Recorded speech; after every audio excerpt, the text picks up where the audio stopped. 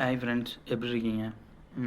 இன்றைக்கி ஒரு டிவிக்கு மினிஸ்டர் மிஸ்டர் நிர்மல்குமார் சார் மின்வெட்டுத்துறை அமைச்சராகவும் இருக்கார். அவர் வந்து ஒரு ஸ்டேட்மெண்ட் கொடுத்துருக்காரு.